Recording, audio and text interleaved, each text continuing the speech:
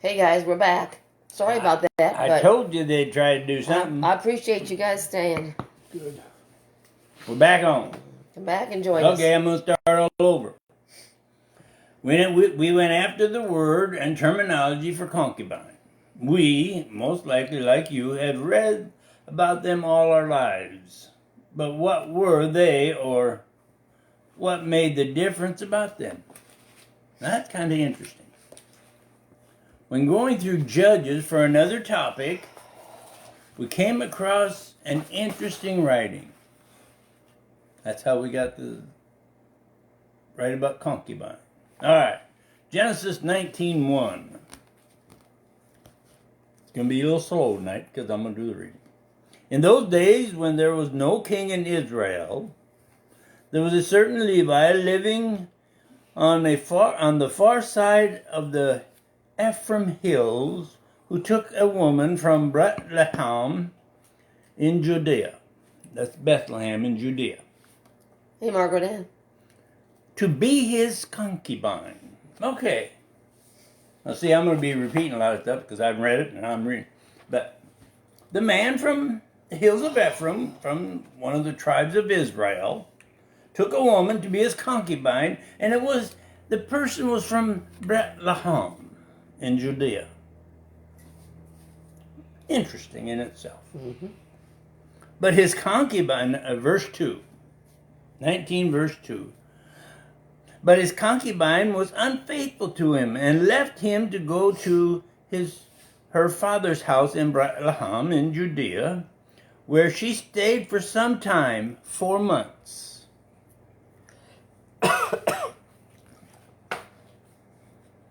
She, the concubine, was unfaithful to the Levi person, and she went home to her father. Now that's kind of interesting. Next two verses are really interesting. Verses 3 and 4.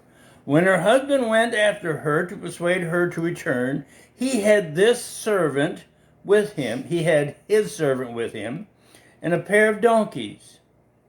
She brought him into her father's house, and when the girl's father saw him, he was glad to meet him. His father-in-law, the girl's father, kept him there, so he remained with them 3 days. They ate, drank, and stayed there. Now here's the interesting part about that reading. Verse 3 and 4. He went after her to bring her home. After 4 months, even though she was unfaithful to him, what made the difference? She was his concubine. Now there are two interesting parts of those last two verses that I just read. Read the first 6 words of verse 3. Then her husband went after her.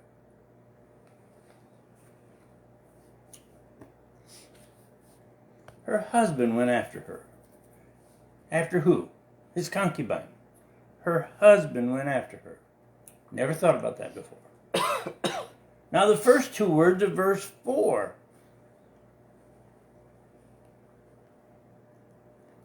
His father-in-law. His father-in-law. That opened our eyes to something. I always thought that a concubine would be considered almost a slave, more or less, and he would be considered her master or the master. But those 8 words in 3 and 4 seem to paint a different picture. It does to me and us. Did this man feel she, his concubine, was his family, or property he wanted to get back?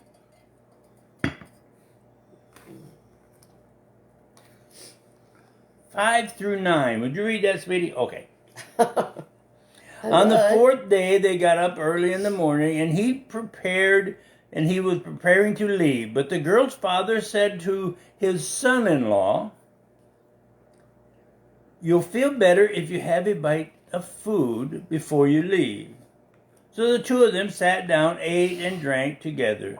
Then the girl's father said to the man, "Please stay one more night and have a good time." The man rose to leave, but his father-in-law pressed him. So they stayed there again another night.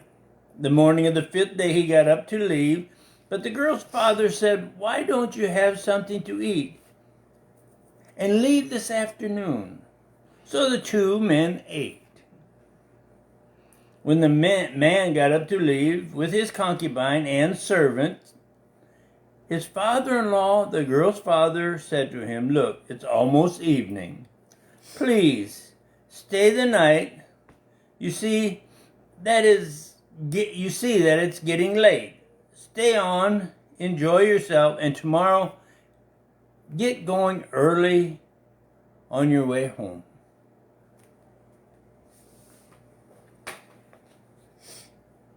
"Please," his father-in-law, tried to persuade him to stay there at his home for some time. Now this Levi has had enough and wanted to go home with his concubine. He finally says in verse 10, "But the man didn't stay that night, so he got up and left with his concubine and his two saddled donkeys, and they arrived at Yavosh, the city of Yavosh. They left and came to a town called Yavosh. Now Yavosh, in later on in history, guess what the name of Yavosh is? Jerusalem. Verse 11. By the time they arrived at Yavosh, it was nearly evening, and the servant said to the master, "Why don't we go into this city of Yavoshi and stay there?" They arrived at Yavosh toward evening, but his servant said, "Let us stay here in Yavosh. It's a Yavoshi city." Now to grasp what the servant stated and why the master said what he said in verse 12, he said in verse 12, "But his master said to him, 'We won't go into the city of the foreigners, which doesn't belong to the people of Israel. We'll go to Givah.'"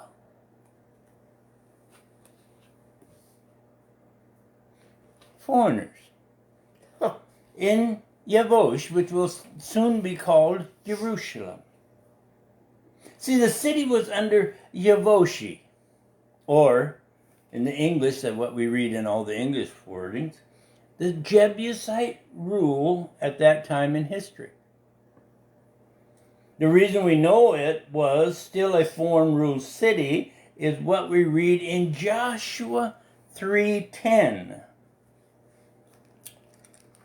I'm supposed to be saying, would you read that, honey? Shh. Sorry. I should go sit in the other room.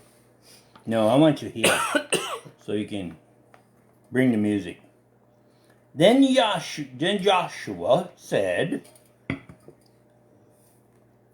"Here is how you are to know that the living God is here with you, and that without fail you will drive out from before you the Canaanite, the Hittite, the Hivites, the Perizzites, the Gershurites, the Amorites, and the Yavoshi."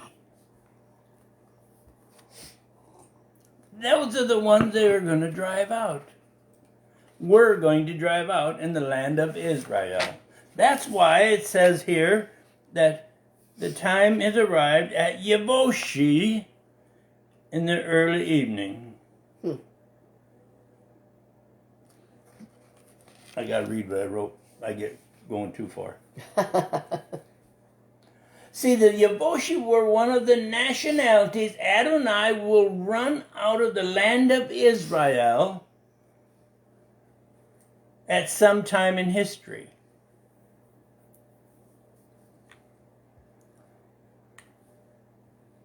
And it doesn't seem to have happened yet when this was written. Yeah. That sounds like. Because the Yeboshi were still running Yebosh, which will be called Jerusalem. And we know that the Israel's Hebrews took over Jerusalem. Remember, the master said to the servant, we will go to Givah, an Israelite city from the tribe of Benjamin. Did I read that yet? I don't think I read that yet. Oh, yeah. We will go across to Givah. Now, verse 14, I might as well read 13 too. He said to his servant, let's go and we'll get to one of those places. We'll stay either at Givah or Ramah.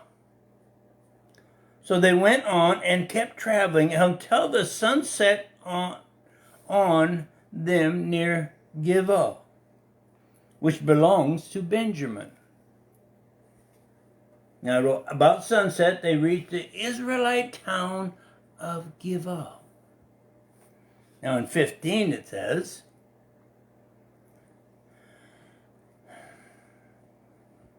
they turned off the road to go to and stay in Givah. He went in and sat down in the city's open space, since no one had offered him his house for them to spend the night.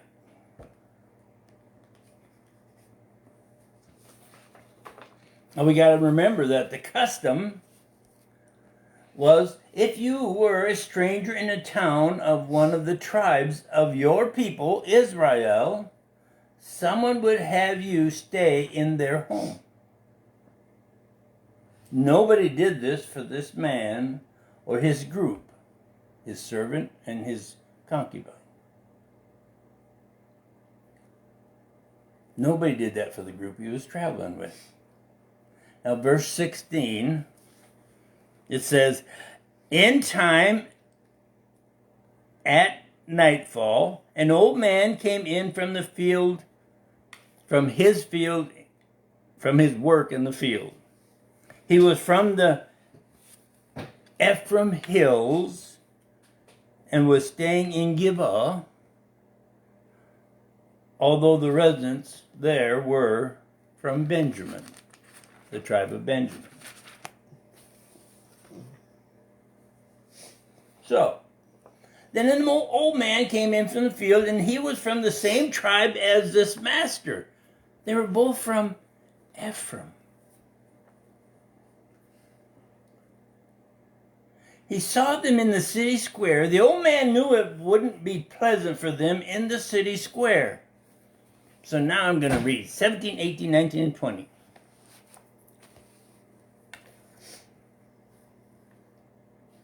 The old man looked up, saw the travelers in the city open space, and said, where are you going, and where have you come from? The man replied, we're crossing from Bethlehem in Judah to a far side of the Ephraim hills. That's where I'm from. I've been in Bethlehem in Judah, and now I'm going to the house of Adonai. But there's no one here who will let me spend the night in his house. We have straw and food for our donkeys, also bread and wine for me. My concubine and the boy were with his servants. We don't need anything else. The old man said, you're welcome to stay with me. See, he was from the same area as this Hebrew. They're both from the place of Ephraim. I'll take care of anything you lack.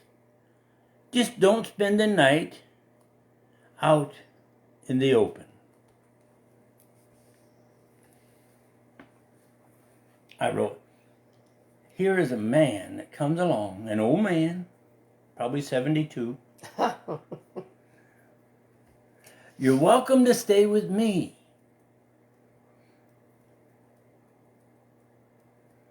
Don't stay out there. Then in verse 21 he said, so he brought him home and gave food to the donkeys. Then they washed their feet, ate, and drank. He showed hospitality, brought them home, fed their donkeys, and their guests washed their feet. You ever thought about why they washed their feet? One preacher said to us that it's a humbling, but these guys washed their own feet, I think. Because if you think about it, back then they didn't have blacktop. They traveled down dirt roads. And the one thing that would really get dirty would be their feet. Mm-hmm. So they took their sandals off and they washed their feet. They all ate and drank. The old man knew the danger that travelers would have in that Hebrew town. Then verse 22 tells us how depraved that city had become. They were relaxing when suddenly some men from the city, this says good for nothings, surrounded the house and began beating on the door.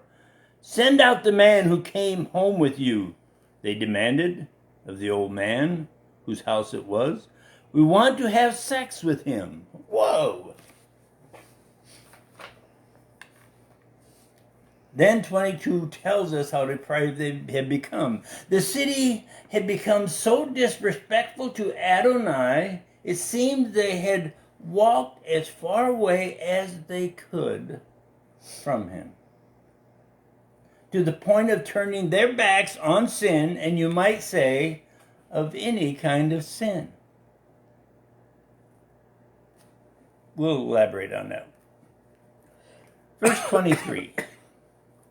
The man whose house it was went out and said to them, no, my brothers, don't do anything as wrong as this. Look, he's just a guest of my house. Don't be this degrading. Don't do this degrading thing. To us, it looked like the old man was trying to appeal to what? Their Hebrew heritage. But he failed. Now, for the life of me, we haven't figured out why verse 24 yet. So I'm going to read verse 24, and you might understand why. Here is my daughter, who is a virgin, and his concubine. I'll bring them out. Mistreat them. Do whatever you want to them, but don't do such a degrading thing to this man. And you see why my thought was, I can't understand it. I haven't figured it out. We know that guests in the Hebrew house was to be shown the utmost respect. But the man of the house offered his virgin daughter and the guest concubine to the mob. The mob who wanted to have sex with the male guest of his. Then the old man said, mistreat them. Do whatever you want with them. And that he was actually referring to his daughter also. But don't do such a degrading thing to this man. In this Hebrew town. Here's this. It's going to be an interesting reading. It took a few seconds for this to sink in. However, the man wouldn't listen to him. However, the men wouldn't listen to him. So the man took a hold of his concubine and brought her out to them. They raped her and abused her all night long. Only at dawn did they let her go. Did you catch that?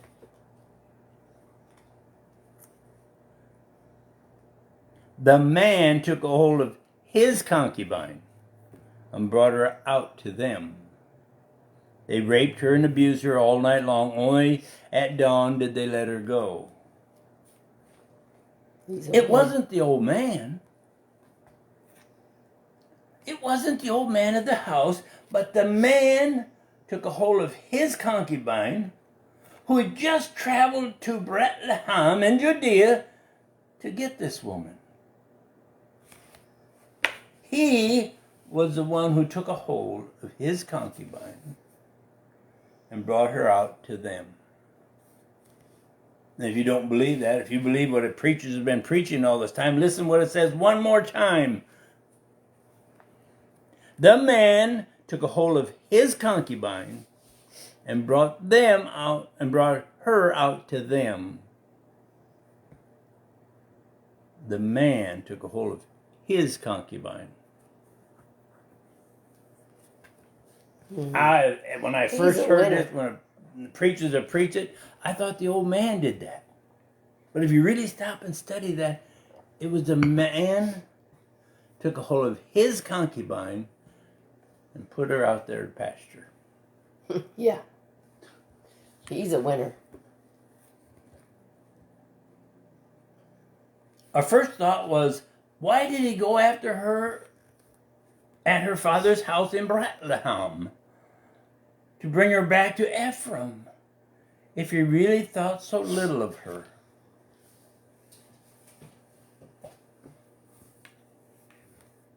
He was just her concubine, his concubine, I guess. But was he scared of the homosexual acts that the men wanted to do with him? Like the old man of the house put it, that degrading, disgraceful thing they wanted to do. That's biblical. That's what it says in the scriptures. Mm-hmm.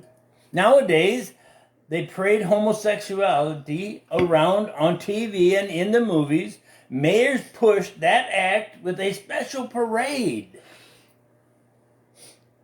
So we guess you can say, instead of beating on your door, they can brainwash their way to hundreds of millions, even convince millions that the act they wanted to do to that man from Ephraim, you might say, has been declared normal by the depraved society of today. Just like the desires of those men 3,000 years ago,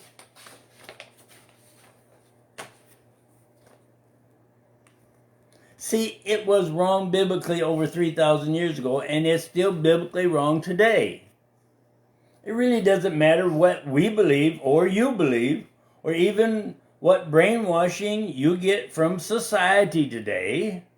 If it's wrong by Scripture, then it really doesn't matter what your preacher, priest, rabbi, teacher, friend, politician, or family says. It's still wrong. It hasn't changed from the town of Giva to the people of today. It's still wrong. According to Scripture. Right? Verse 26 and 27. We're going to get some interesting parts here. I know, it may not be as interesting when I'm reading, but... Okay. Verses 26 and 27. At daybreak, the woman came and fell at the door of the man's house where her husband was.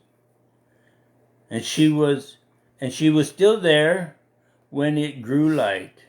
When her husband got up, opened the door of the house, and went out to go on his way, he saw the woman laying there with her hands stretched out towards the door. Because the homosexual mob couldn't have the man, they raped and abused this concubine of his all night long. And they beat her. They discarded her by the house where she fell at the door where her husband was. Showing his great concern for her and her condition, what was his first statement to her? It states out in verse 28. He said to her, "Get up, let's go." But there was no answer. Days of the winter. So he loaded her body on the donkey, began his trip home. "Get up, let's go," is what he said to her. He might as well have said, "It doesn't matter to me what happened to you, my concubine. I'm safe." We really don't see why the concubine, wait a minute. We really don't see why the culture back then or now would condone either one of those acts. Showing respect only to the male traveler while allowing abuse and disrespect to the female traveler. Now, how about you? Where has culture improved? In this day, women are forced into sexual bondage. We hear that men are also forced into sexual bondage. Yet society, government, and judges seem to look the other way a lot of times. They might as well say, "Get up, let's go. It didn't happen to me last night, so it's all right with me." Maybe one of those three even participated last night. Who knows? Verses 29 and 30. On arrival at his at his house, he got a knife, took a hold of his concubine's body, cut it up into 12 pieces, and sent them to all the regions of Israel. Everyone who saw it said, "From the day of the people of Israel came out of Egypt until now, never has such a thing happened or been seen. What are we going to do about it? Talk it over and decide."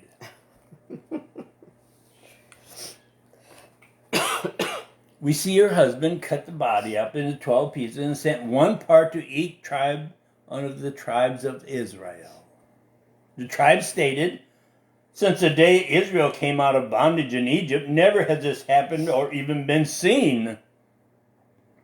Now, does that mean they had their backs turned or they just chose to look the other way? Why? Because it didn't happen to them. Or was it they are stating, "Never has our tribe received 1/12 of a human body before"? Interesting. You might say, to them, it was eye-opening. Then what does Israel say? This was interesting. What are we going to do about it? Talk it over and decide. And I wrote today when I went over it. Sounds like a politician or a court system today, doesn't it? That is how chapter 19 ends. I want to read chapter 21 through 4. I wasn't going to do that because it's a little lengthy, but I feel like I should read chapter 21 through 4. All the people of Israel came out from Dan and Beersheba, including Gilead. The community assembled with one accord before Adonai at Mitzvah. The leaders of all the tribes of Israel presented themselves in the assembly of the people of God. 400 foot soldiers armed with swords. 400,000. Oh, 400,000. That's a lot more than 400. 400,000 foot soldiers armed with swords.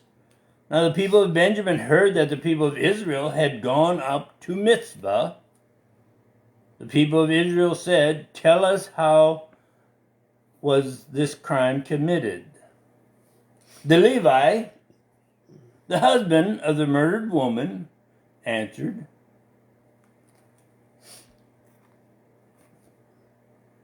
I came to Gibeah, which belongs to Benjamin. I and my concubine to stay the night.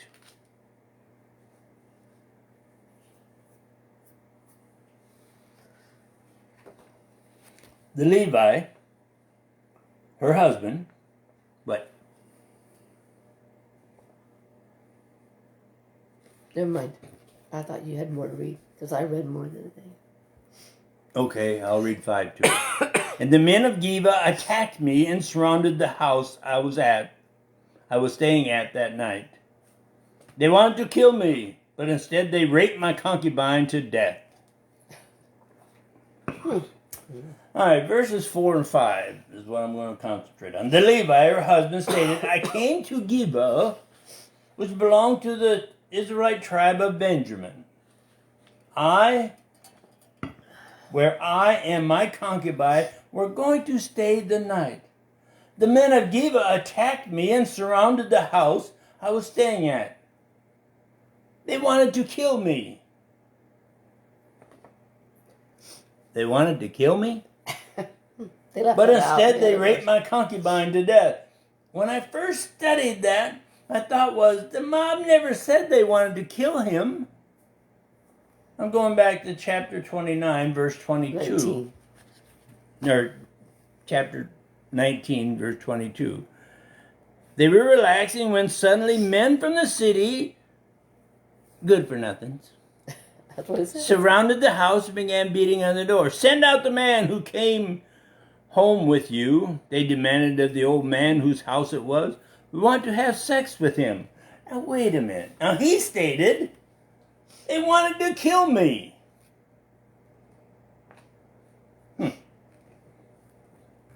No, they wanted him for a depraved homosexual activity with him.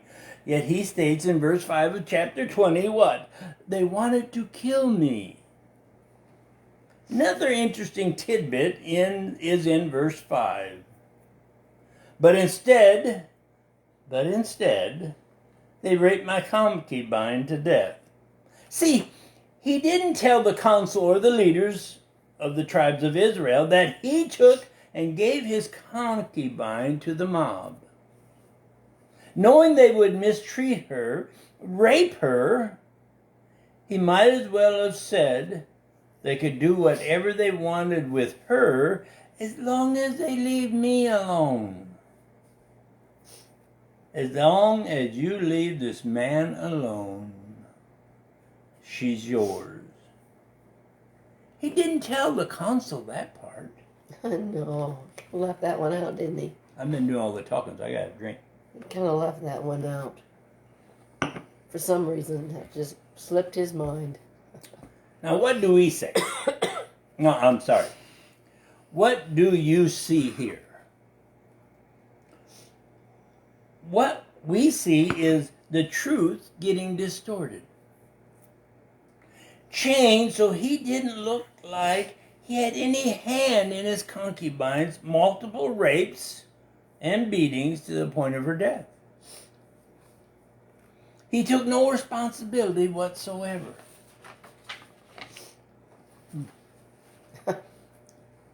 But to us, he showed his true personality when he gave his concubine the ultimate disrespect the next morning with, "Get up, let's go." Being raped all night long and beaten, and this person says, "Get up, let's go." Now this comment is from us, it's not in the scriptures. Our comment about him, this person, this Levi, or this person from Ephraim, would be, what a piece of work. See, things haven't changed all that much, have they? You tell a different story than what really happened with the excuse you didn't see it that way. Now, a sleazy lawyer would want to use that one, and they do, don't they? How about you change the story to make you look better, more favorable? more appealing, less guilty, just like this guy did. Well, yeah. Go ahead. In the eyes of society, you look less guilty in your eyes and the eyes of society that you live in. What you were going to say? The only one that knows the truth is dead. Yeah. Just like this man in the town of Giva. How much is society, or in our day and age, how much has it changed? People wouldn't change their story to make them look better, would they? Of course they do. Of course not. I don't think it's changed all that much. We will end with what we actually were looking for in the first place. This is probably the best information on what was a concubine. Remember, that's what we actually started out. She had most of the duties, but had very little of the privilege of a wife. She was attached to one man. That's why when she was unfaithful to him, she ran back to her dad, her father. She, nor her children, had any inheritance rights. Her primary purpose was to give her husband sexual pleasure. Bear children to help with the work. And that be the work in the fields, around the house, when they were small, in the fields when they got older. As she was expected to help and do the housework.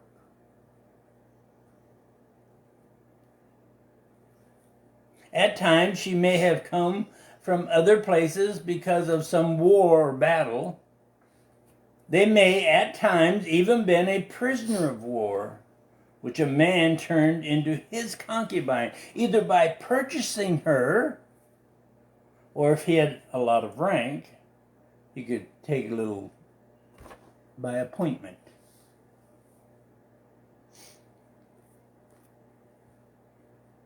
But she came from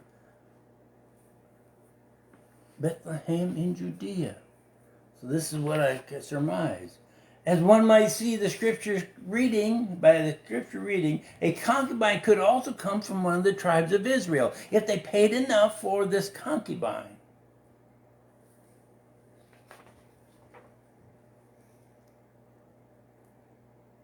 So you might say, an Israelite didn't necessarily being an Israelite didn't necessarily protect you.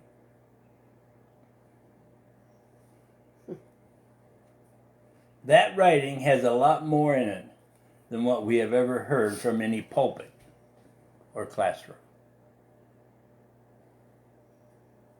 Now, if you want to know what they did to the town of Giva and the tribe of Benjamin, you're going to have to study, or you can go over. If you want to know what Israel did, read chapter 20, 6 through 48. To find out what happened to the town of Giva from and to the tribe of Benjamin.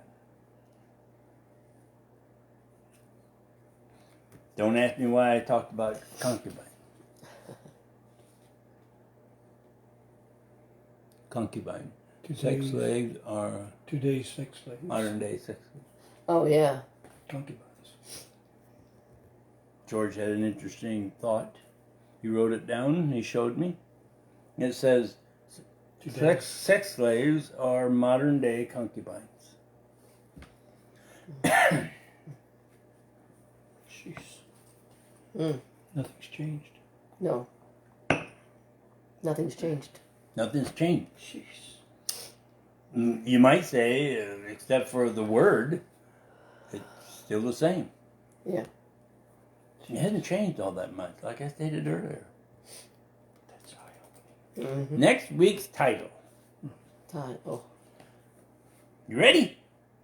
It is not a trivial matter. That's the only hint I'm giving you. Only hint, huh, dear? And by next week, my sweetie will have her voice back. Well, I have a voice. It's I just had funny. It's just a funny voice. Yeah. Thank you. And I'll tell you, it's coming out of the book of Samuel. 1 Samuel. You can read the whole 1 Samuel to find out what I'm talking about, but That's the only hint. that's the only hint I'm giving you right now. We Well, this went was all the way interesting. from that first blackout, which happened in 2 minutes after we got started, until right now, and it never went black Nope. again. Nope. That's proof. Well, actually, we went on about 10 minutes early, and we talked like for 7 minutes, and then we went on for 2 minutes, and it went off. So maybe if we go on at 12 minutes too, and just keep babbling until almost 7, then we go off and come back on, maybe it'll never go off. They're unplugging. Thanks, Dave. Dave Ham said, hope you feel better soon. Hmm? Dave Ham said, hope you feel better soon. Oh, you didn't like my reading? Thanks, Dave. God bless, and have a great week. Have a great week. Study, and let yourself be led by Yeshua all the way to Adonai, the Lord God. God bless. See you next Tuesday. Tell people. See you later.